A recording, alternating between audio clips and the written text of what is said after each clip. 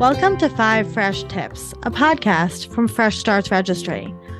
Our Fresh Starts experts are here to help you with everything you need to begin again, starting with 5 simple fresh tips. Are you ready? Let's do this.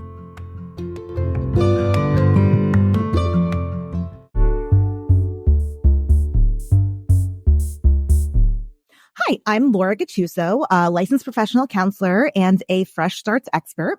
And I'm here today with 5 fresh tips for you to help you cope with being a female who either has been diagnosed with ADHD or suspects that she might have ADHD. Just at the beginning, I just want to preface this by saying that I am a cisgender white female, educated, and I have access to healthcare, and I have always had access to healthcare. And I just want to say that I know that that is not the case for everybody. And I am speaking from a privileged place. And a lot of these things might not be quite as easy for everybody else. And, you know, a broader conversation is access to healthcare and especially mental health care. I was diagnosed with ADHD at age 33. My journey with mental health began much earlier. I started taking psychotropic medications at age 12. Had 2 inpatient hospitalizations for anorexia, attended traditional outpatient therapy, and have had medication management with a psychiatrist ever since. I also earned a master's degree in counseling psychology and have been a practicing therapist for 10 years. Despite my extensive background, my ADHD went undetected for years. Why? This reflects the significant lack of awareness, education, and research regarding ADHD in women. In my master's program, ADHD came up in just one class, focused on school counseling. And the quote unquote classic presentation was based on what's typically seen in young boys.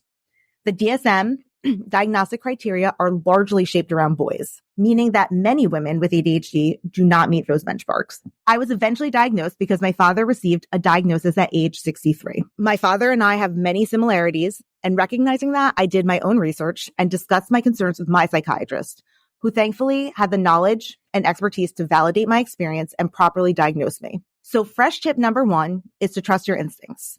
If you feel like something is off, listen to your inner voice. I always sensed that there was something more to my mental health story, and I couldn't pinpoint it and didn't have solid proof. I knew in my gut that something wasn't adding up. Don't wait until you have all the answers. Advocate for yourself early on, even if you're unsure of the specifics. 2, do your own research. ADHD is underrepresented and misunderstood in women. Many girl symptoms don't become noticeable until puberty, and girls often mask these signs better than boys. Women with ADHD frequently present as inattentive or internally hyperactive rather than the typical hyperactive profile seen in boys. And so they're often misdiagnosed with depression or anxiety due to the symptom overlap. The lesser known inattentive symptoms of ADHD include making careless mistakes, losing things, avoiding unpleasant tasks, struggling with organization, or feeling overwhelmed by relationships. Many women with ADHD also experience rejection sensitivity, impulsivity, sensory issues, and even comorbid conditions like PMDD, eating disorders, bipolar disorder, or addiction. When I learned about all of these aspects in ADHD in women, it struck me how I just never thought to tell my psychiatrist that I always lost my keys or bumped into things. I just thought that I was spacey and ditzy. And I was always embarrassed to share just how disorganized or messy I felt. Some great resources that I found really valuable for myself and my clients in understanding and managing their ADHD include attitude.org, chad.org, the book Your Brain is Not Broken by Tamara Rosier, PhD, and the book How to Keep a House While Drowning by Casey Davis. I also enjoy the podcast ADHD for Smart-Ass Women by Tracy Azuka. Fresh tip number 3 is let go of the shame. In the book, How to Keep a House While Drowning, Casey Davis says, laundry is not a moral issue. And that statement really changed my life. We can't ignore the reality of gender roles and expectations in our world. As a woman who struggles with organization, doesn't get the laundry done, and tends to be messy, I carry deep shame.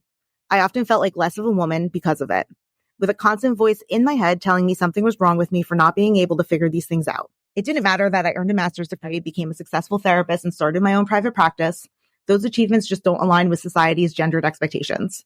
Many people told me I cared too much about work and not enough about laundry, cleaning, or cooking. But I'm here to tell you, as Casey Davis said, laundry is not a moral issue. You are not better or worse as a person based on whether or not you get your laundry done.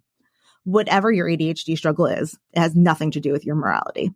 Fresh tip number 4, get professional help, whatever that looks like. Find a provider who is knowledgeable about ADHD. And if they aren't, or you feel invalidated, don't hesitate to find somebody else. Fortunately, there's more information now about women with ADHD, but you still might encounter people who will dismiss your concerns. Remember, you're the expert on you, not them. I'm not saying that every provider who disagrees with you is wrong, but ask questions. A knowledgeable provider will be able to explain the rationale behind their conclusions. Getting professional help does not always mean medication. While medication can be helpful, and it's not the right fit for everybody. There are stimulant and non-stimulant options available, and it's important to discuss it with your provider. But be open to the idea that the first thing you try might not always work, and that's okay. And tip number 5, embrace and celebrate your ADHD.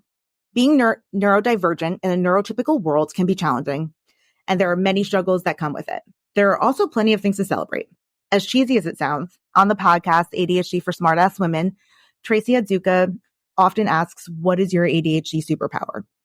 And when I reflect on my own life, I realize that many of the great things in my life can be attributed to my ADHD. For instance, I impulsively went to graduate school for counseling because I was not happy with what I was doing. I opened a business, adopted a dog. I've had countless amazing experiences because I did not overthink the risks of failure. People with ADHD tend to feel things deeply, which can lead to struggles with emotional regulation, but it also makes them incredibly empathetic. This trait has been a huge asset in my work as a therapist and honestly made me a better human being. I'm creative, full of ideas, quick-witted, and I owe a lot of that to my ADHD. I do wish I knew sooner. I wish I'd gotten help for it earlier because so many things in my life made more sense after my diagnosis. But if you ask me whether or not I would give it back, I don't think I would because it helped shape who I am. My goal is to use both my professional and personal experiences to help other women get diagnosed, talk about their ADHD openly and without shame, and learn not just how to live with it, but how to embrace it. I hope these 5 fresh tips help you cope with being a female who either has diagnosed ADHD or suspects that she might have ADHD. Remember, you can always find me at Fresh Starts Registry in the Expert Guide. I'm Laura Gattuso, and never forget that we're proud of you.